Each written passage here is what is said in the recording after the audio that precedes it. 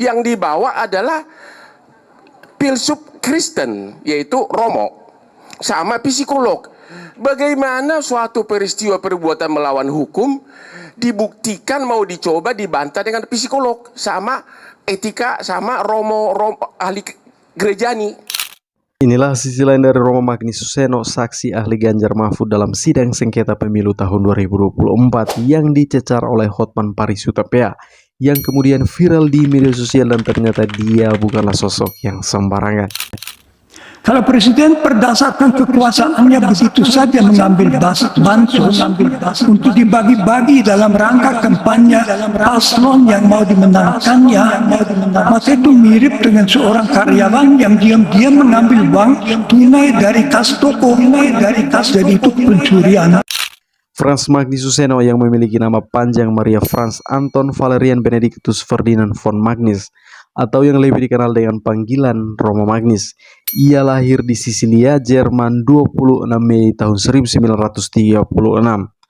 Frans Magnus adalah anak pertama dari 6 bersaudara dari pasangan Dr. Ferdinand Graf von Magnus dan Maria Anna Grafin von Magnus. Keluarga ayahnya adalah keluarga bangsawan pemilik hutan kawasan Sisilia. Daerah hutan milik mereka masuk wilayah yang kemudian menjadi Jerman Timur. Tetapi setelah Perang Dunia Kedua, tempat itu malah dimasukkan sebagai wilayah Polandia, yang menyebabkan keluarga Frans harus kehilangan harta dan kampung halamannya. Setelah Perang Dunia Kedua, seluruh keluarga Frans Magnus melarikan diri dan menetap di Jerman Barat dalam keadaan yang agak sulit. Menjadi Yesuit di umur 10 tahun. Frans Magnus bersekolah di sekolah asrama Yesuit dan memutuskan untuk menjadi seorang Yesuit pada usia 10 tahun. Kemudian pada tahun 1961 ia memutuskan untuk bergabung dengan misi Yesuit di Indonesia. Romo Magnus Suseno ditabiskan menjadi imam Katolik atau pastor pada tahun 1967. Kemudian Romo Magnus Suseno sah menjadi WNI pada tahun 1997. Tinggal di Yogyakarta dan menjadi gembala umat Allah mengharuskan Romo Magnus harus belajar bahasa Jawa. Meskipun awalnya susah, namun pada akhirnya Romo Magnus fasih berbahasa Jawa, bahkan juga sangat mendalami kebudayaan Jawa.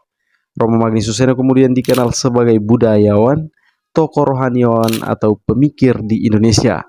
Hal ini sesuai dengan bidang pendidikannya. Ia menyandang gelar doktor dan ilmu filsafat di Universitas München.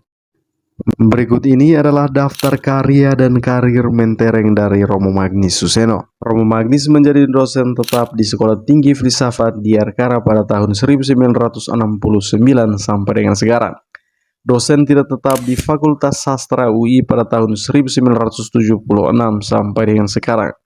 Romo Magnus Suseno juga menjadi dosen tidak tetap di Fakultas Psikologi UI pada tahun 1978 sampai dengan sekarang.